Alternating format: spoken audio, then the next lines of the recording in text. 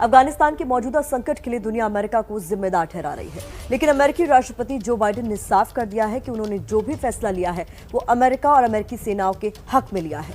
Biden ने कहा है कि उन्हें अपने फैसले पर कोई भी पछतावा नहीं है, लेकिन उन्होंने ये भी कहा कि वो अफगानिस्तान के लोगों की बेहतरी के लिए अपनी कोशिशें जारी रखेंगे।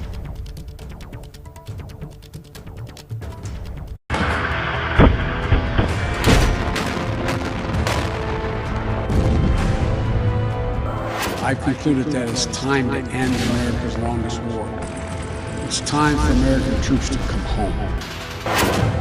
अमेरिका की एक गलती से ढह गया अफगानिस्तान।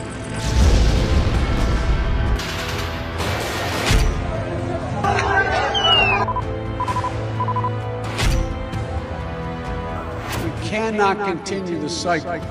बाइडेन ने सेना वापसी में की जल्दबाजी। गलती अमेरिका की, भुगतेगी दुनिया।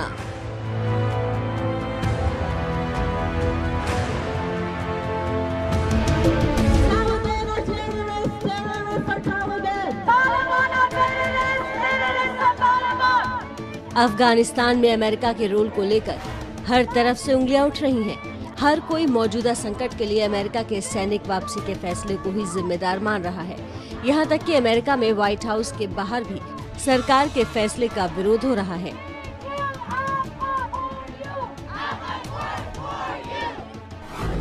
I know my decision will be criticized. How many more generations of America's daughters and sons would you have me send to fight Afghanistan's civil war when Afghan troops will not? How many more lives, American lives, is it worth? How many endless rows of headstones at Arlington National Cemetery?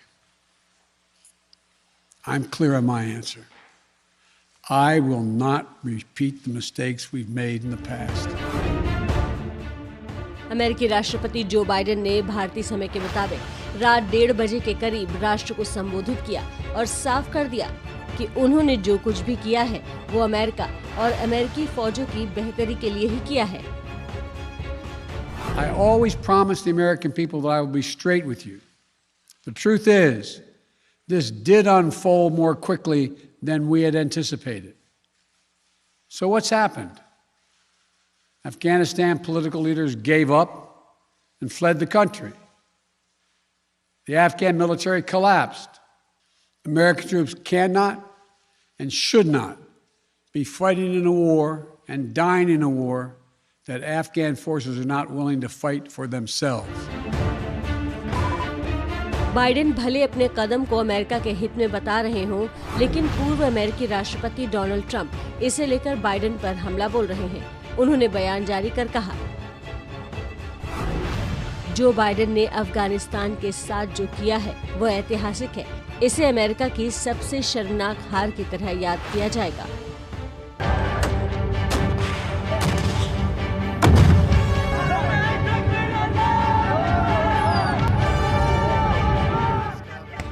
लेकिन जानकार मान रहे हैं कि तालिबान के उदय में Trump का भी उतना ही योगदान है जितना बाइडेन का, क्योंकि फौजों की वापसी को लेकर शुरुआत ट्रंप ने ही कर दी थी।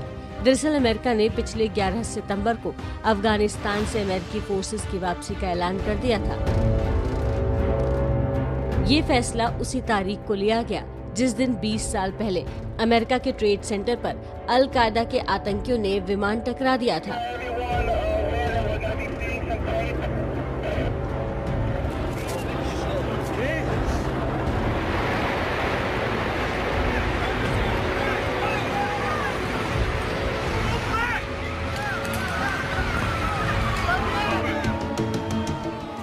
11 सितंबर 2001 को हुए अल कायदा के इस हमले में 3000 से ज्यादा लोग मारे गए थे।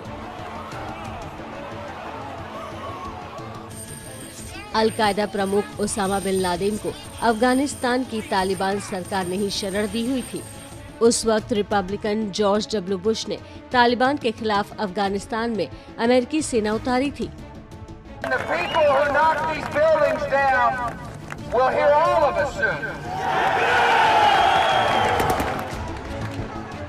नाटो की मदद से कई साल की जंग के बाद तालिबान का असर कम हुआ था।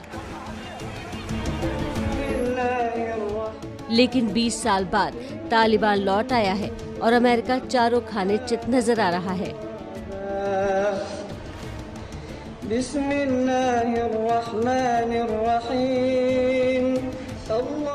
शायद सिस्टमिक प्रॉब्लम थी अमेरिका की, क्योंकि अमेरिका ने अपने हिसाब से उनको ट्रेन किया, जबकि वो दूसरे टाइप की वहाँ लड़ाई होती है। दूसरी तरफ अब तालिबान जो है वो पूरे टाइम एक तरह से स्ट्रेंथन होता रहा और अमेरिका ने उनके साथ निगोशिएशंस भी रखे, टॉक भी रखे, सब तरह की बातें करी और उनको इसका फ़ायदा भी मिला है। दूसरी तरफ से पाकिस्तान, जिसको अमेरिका ने हमेशा अपना एक कॉन्डुइट माना है, और पाकिस्तान की जो भी बात रही उस पे वो विश्वास करते रहे और उसी का नतीजा हम आज देख रहे हैं, क्योंकि इंटेलिजेंस फेलियर टोटल था। क्योंकि लोग कहते रहे कि 6 महीने लगेंगे, वो 2 लगेंगे, बस 6 दिन के अंदर में तालिबान ने कब्जा कर लिया काम।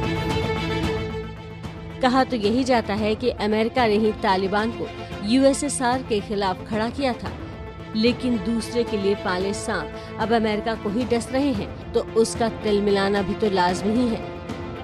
यहाँ तक कि काबुल में एयरपोर्ट पर डेरा डाले अमेरिकी दूतावास के कर्मचारियों की जान संकट में है और उन्हें बचाने के लिए अमेरिका को एक बार फिर अपने 6000 सैनिक काबुल भेजने पड़े हैं।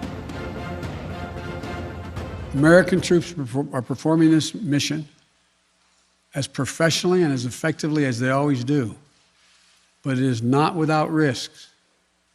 As we carry out this departure, we have made it clear to the Taliban, if they attack our personnel or disrupt our operation, the U.S. presence will be swift and the response will be swift and forceful.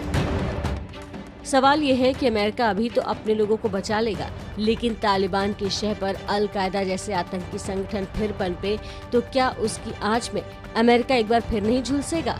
क्योंकि अल कायदा का number 1 दुश्मन आज भी America ही है।